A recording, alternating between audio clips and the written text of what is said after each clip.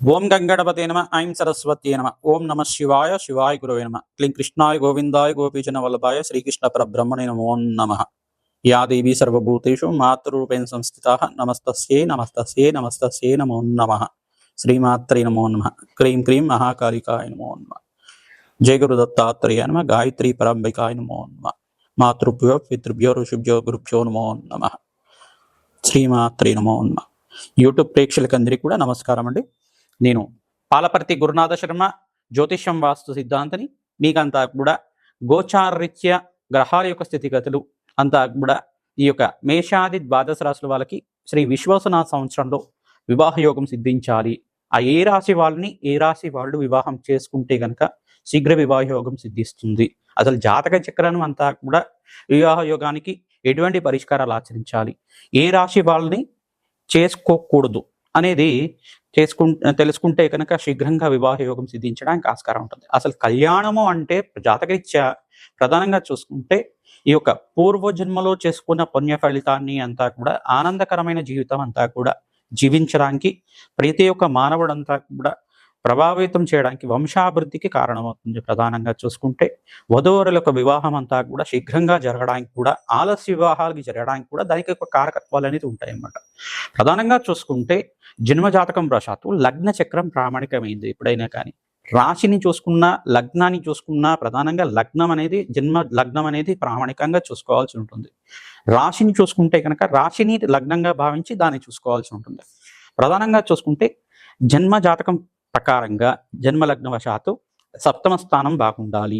ప్రధానంగా సప్తమాధిపతి యొక్కరంగా ఉండాలి, మరియు ద్వితీయాధిపతి యొక్కరంగా ఉండాలి. అష్టమ స్థానంలో పాపగ్రహాల యొక్క కలయిక ఉండకూడదు, ఈ యొక్క దుష్టగ్రహాలు అనేది ఉండకూడదు. ప్రధానంగా అంటే పాపగ్రహాలు ఉండకూడదు అక్కడంతా కూడా. ప్రధానంగా షష్టాష్టకాలు అనేది వివాహానికి చేయకూడదు అని చెప్పేసి అంటారు. రాశి నుంచి చూసుకుంటే షష్టమ రాశి పనికిరాదు, అష్టమ రాశి పనికిరాదు. మరియు చూసుకుంటే వివాహం అనేది కూడా వైవాహ జీవితం అనేది చాలా శ్రేష్టమైన జీవితంగా చెప్పడం జరుగుతుంది. గృహస్థాశ్రమ జీవితం అని చెప్పేసి అంటారు. ప్రధానంగా చూసుకుంటే అన్యోన్యమైన దాంపత్యము, సుఖమైన జీవితం జీవించడానికి, భోగభాగ్యమైన జీవితం జీవించడానికి ప్రధానంగా ఎవరైతే గనక ప్రతినిత్యం కూడా అమ్మవారి ఆరాధన చేస్తారో జాతకరీత్యా సర్వ వివాహ ప్రతిబద్ధంగా దోష నివారణంతా కూడా జరిగి శీఘ్రంగా అతి శీఘ్రంగా కళ్యాణ యోగం సిద్ధించడానికి ఆస్కారం ఉంటుంది. ప్రతినిత్యం కూడా ఈ యొక్క వివాహానికి ఎటువంటి జాతకాలు చూడాలి, వివాహానికి రాశి నుంచి ఎటువంటి జాతకాలు చేసుకోకూడదు అంటే ప్రధానంగా చూసుకుంటే జాతకం అనేది ప్రధానికంగా చెప్పడం జరుగుతుంది. అసలు వివాహ పొంతనలే చూసుకుంటున్నాం. ఈ పొంతనలో చూసుకుంటే ఈ యొక్క 36 పాయింట్లకి 18 వస్తే సరిపోతుందా, 24 వస్తే సరిపోతుందా అనేది ప్రామాణికంగా చూసుకుంటారు. ప్రధానంగా ఇదొకటే ప్రామాణికంగా, ఇదొక బేసిక్ మాత్రమే.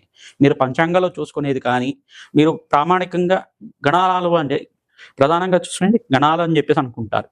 ఈ యొక్క మేలాపకం అంతా కూడా చూసుకుంటే ప్రధానంగా ఈ యొక్క 24 గుణాలంతా కూడా కేంద్రంగా యోగకరంగా ఉండాలి. 21 గుణాలకి కనీసం దానికంతా కూడా 80% అంతా కూడా రావాల్సి ఉంటుంది.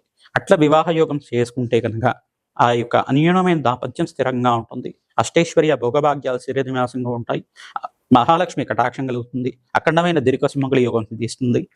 ఇప్పుడు అంతా కూడా చూసుకుంటే ప్రస్తుత కాలంలో అంతా కూడా జాతక ప్రభావం అనేది చూసుకోకుండా వివాహం చేసుకోవడం వల్ల ఎక్కువగా విడాకులు తీసుకోవడం, డైవర్స్ కేసెస్ ఎక్కువగా అవుతుండడం, ఆలస్య వివాహాలు అవుతుండడం, ఈ యొక్క ద్వితీయార్థంలో అంటే జీవితంలో ద్వితీయార్థంలో అంతా కూడా వివాహ యోగం ఉండడం, ప్రధానంగా 30 దాటిన తర్వాత కానీ 35 దాటిన తర్వాత కానీ 40 దాటిన తర్వాత కూడా వివాహాలు అవుతూ ఉంటాయి కొంతమందికి.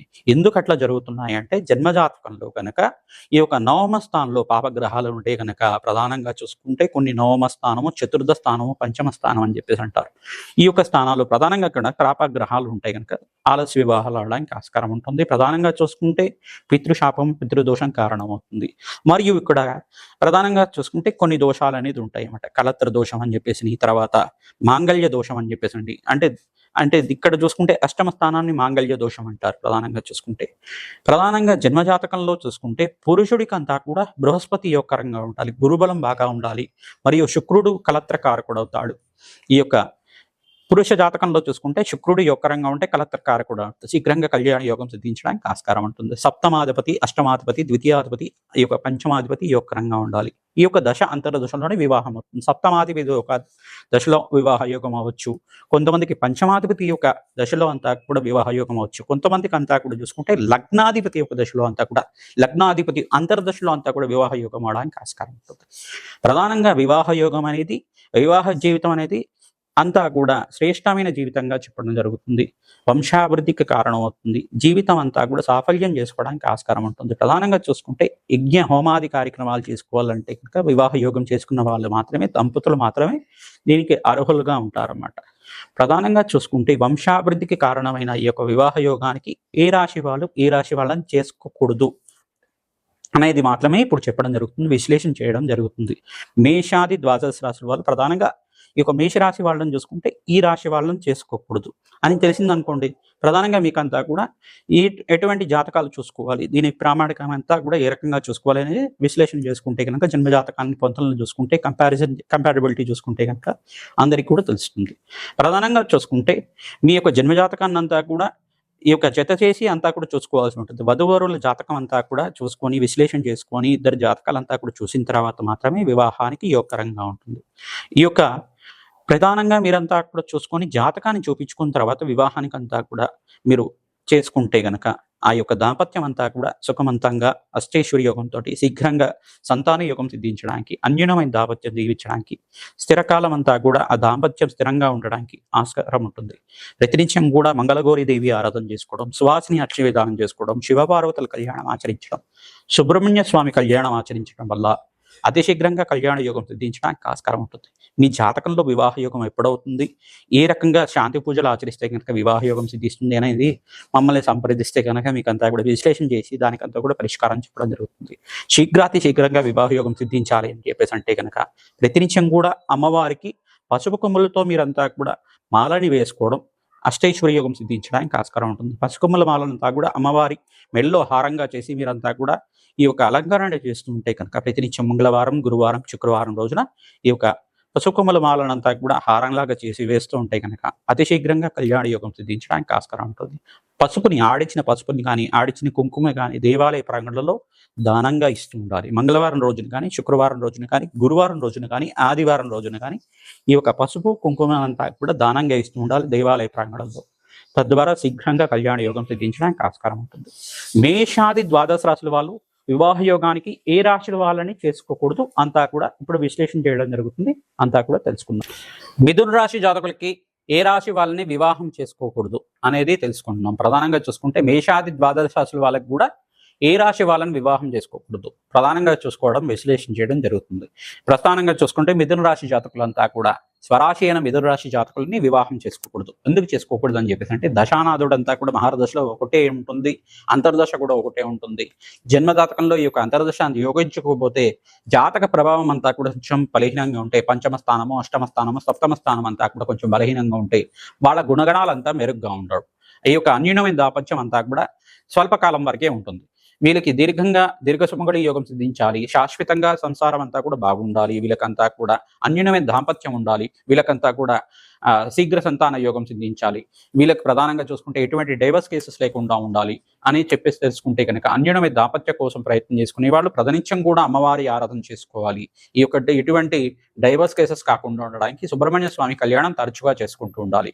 ప్రధానంగా మిథున రాశి జాతకులు చేసుకోకూడదు. ఇదొకటే కాకుండా ద్వితీయ స్థానం ఏమవుతుంది, కర్కాటక రాశి జాతకుల్ని వివాహం చేసుకోకూడదు. 2, 12 స్థానాలంతా కూడా అంత యోగకరంగా, ద్వితీయ ద్వాదశ స్థానాలు అంటారు, ఇది కూడా అంత యోగకరం కాదు. ఎందుకని చెప్పేసి అంటే కనుక వీళ్ళకు కూడా రాశి మైత్రి ఉండదన్నమాట. రాశి మైత్రి ఉండదు కారణంగా మీకు అంతా కూడా వివాహం అంతా అనుకూలం కాదు. ప్రధానంగా చూసుకుంటే ఇది ఏ స్థానం అని చెప్పేసి అంటే అప్పుల స్థానం అంటే చెప్పేసి అంటారు. ఆర్థికంగా రుణ బాధలు ఎక్కువగా ఉండడం, ఆర్థికంగా సమస్యలు ఉండడం, ఫైనాన్షియల్ స్టెబిలిటీ లేకపోవడం, చీటికి మాటికి గొడవ పడుతుండడం, గొడవలు ఎక్కువగా అవుతుండడమే జరుగుతూ ఉంటుంది. ఏ స్థానం అంతా ఇప్పుడు చూసుకుంటే మిథున రాశి జాతకులకి, ఈ యొక్క వృషభ రాశి జాతకులు కూడా రాశి మైత్రత్వం ఉన్నప్పటికీ కూడా కొన్ని గుణాలకి కొన్ని ప్రత్యేకమైన సందర్భంలో చూస్ చేయమని చెప్పేసి అంటారు. కానీ ద్వాదస్థానం అంతా యోగకరం కాదు, అనుకూలత ఉండదు. తద్వారా మీకు అంతా కూడా ఆలస్య సంతానం అవుతూ ఉండడం కానీ, తరచుగా గొడవలు అవుతూ ఉండడం కానీ ఇట్లాంటివి జరుగుతూ ఉంటాయి.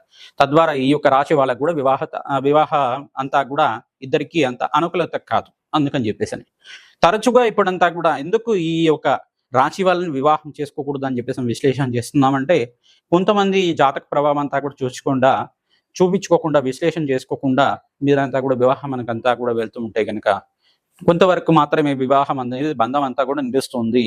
తరచుగా డైవర్సెస్ ఎక్కువగా అవుతున్నాయి. తద్వారా మీకంతా కూడా ఆలస్య కళ్యాణాలు అవుతూ ఉండడం, ఈ యొక్క వైవాహ జీవితం అంతా కూడా అస్తవ్యస్తంగా ఉండడం జరుగుతుంది. అందుకని చెప్పేసి ఇప్పుడంతా కూడా విశ్లేషణ చేస్తున్నాం అనమాట. తద్వారా మీకు వివాహ యోగం సిద్ధించాలి అని చెప్పేసి శివపార్వతుల కళ్యాణం కానీ, సీతారాముల కళ్యాణం కానీ తరచూ చేసుకుంటూ ఉండడం, జన్మ జాతకంలో ఉండే దోషాలకి పరిహారం చేసుకోవడం వల్ల అతి శీఘ్రంగా కళ్యాణ యోగం సిద్ధించడానికి ఆస్కారం ఉంటుంది.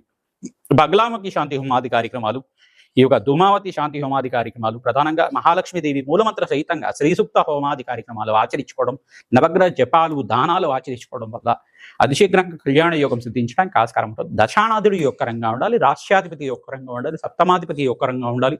ఈ యొక్క సప్తమాధిపతి యొక్క దశలో మీకు అంతా కూడా వివాహ యోగం సిద్ధించడానికి ఆస్కారం ఉంటుంది. లేదంటే కనుక పంచమాధిపతి యొక్క దశలో కూడా అంతర్దశలో సప్తమాధిపతి ఉంటే కనుక వివాహ యోగం సిద్ధించడానికి ఆస్కారం ఉంటుంది.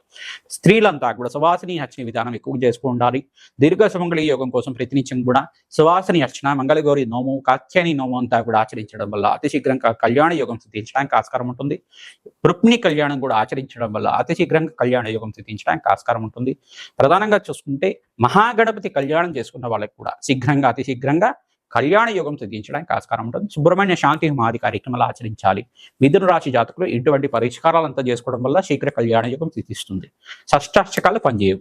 రాశి నుంచి చూసుకుంటే ఈ యొక్క షష్టమ స్థానం అంతా కూడా యోగకరం కాదు. షష్టమ స్థానం అంతా కూడా చూసుకుంటే వృశ్చిక రాశి అవుతుంది. మైత్రత్వం ఉండదు, మిత్రత్వం అంతా యోగకరంగా ఉండదు. కాబట్టి మీకంతా కూడా షష్టమ స్థానం కూడా షష్ట రాశి అయిన వృశ్చిక రాశి కూడా అంత యోగకరం కాదు.